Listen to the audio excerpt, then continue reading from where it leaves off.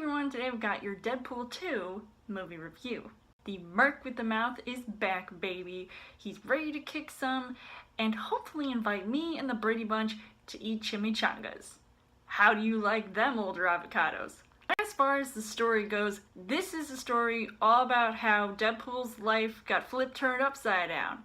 Now I'd like to take a minute just to sit right here and tell you how Wade Wilson became the Merc with no hair. We see right away that something crazy happens to him, and everything that followed was impressive down to a T.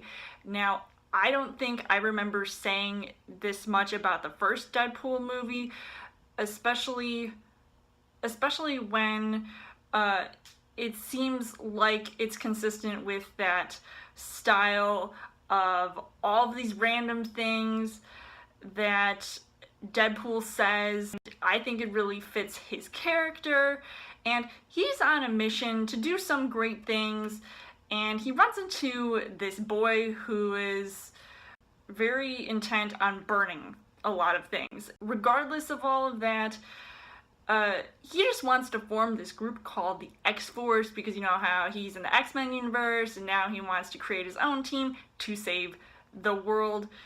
And there is kind of this message about, that I got from the film where you're never supposed to give up on your family, and I felt like the story as a whole moved along very quickly.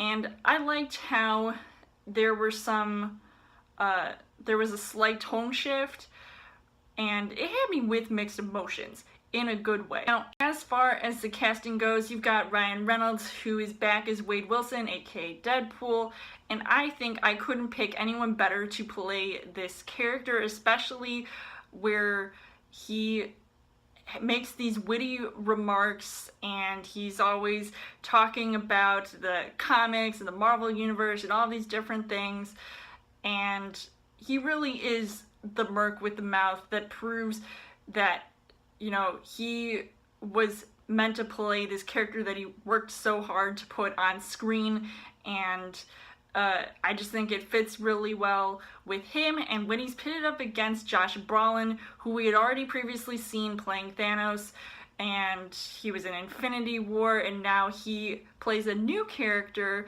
called Cable, who, does kind of remind me of the Terminator, because he can, go back in time, I guess, and he's just so badass, and I really liked this sort of change of character, but it also fit him really well, and it was surprising because I remembered watching the end of the first Deadpool movie where they were saying, oh yeah, Cable's gonna be in the sequel, and Ryan Reynolds was trying to figure out who could be cast as him, Dolph Lundgren. No, he didn't even mention Josh Brolin. I think he really pulled it off here.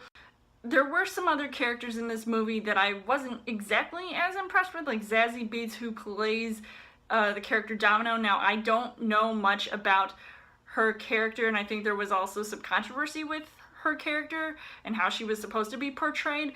And although I didn't exactly like her and I wasn't as impressed with her at first, slowly throughout the film, I actually did grow to like her. And I thought some characters shine in this movie, like Dupinder. He was very awesome as well. But that mutant kid that I was referring to earlier, he kind of annoyed me with his scenes, and I just don't know what that was all about. But then when you have TJ Miller and Morena Baccarin return, I think that was also really cool to see their scenes as well. And even Negasonic Teenage Warhead, I just love that chick's name. She's just so awesome. And there might be some potential cameos in this movie, so be sure to be on the lookout for that. So the things that I liked about this movie was obviously the comedy throughout, and it really had me rolling on the floor laughing because it was just so random and unexpected, yet it was exactly what I expected to see and hear. And the third act definitely packs a punch with the action, even though it is pretty awesome to watch throughout the film. And even the soundtrack, I thought was very fitting with the themes of the movie as well. And even seeing that little James Bond intro with the Celine Dion song that I've heard, and I think that also was really cool. But unfortunately, the things that I didn't really like about this movie was that while the movie was entertaining, I feel like the plot loses focus at times, and I get lost in the action. As impressive as it is to look at, it's kind of predictable in comparison to the first film. So overall, I would say that this film is still pretty entertaining to me. I think it's one of my favorites of this year. Hopefully they come out with a third Deadpool movie. I think that would be really cool to see. I would highly recommend seeing this movie to anybody who has seen the first Deadpool movie. Definitely check out this one, or is a fan of Ryan Reynolds, or comic book movies in general. I think this is just very awesome R-rated fun. So I would give this 4.5 hearts on the heart rate scale. So let me know in the comments what you guys thought of Deadpool 2, and as always, you guys can subscribe to my channel. I've got more movie reviews, movie updates coming every week for a Chill Thursday video. You guys can also like me on Facebook and follow me on Twitter, and I will see you guys later.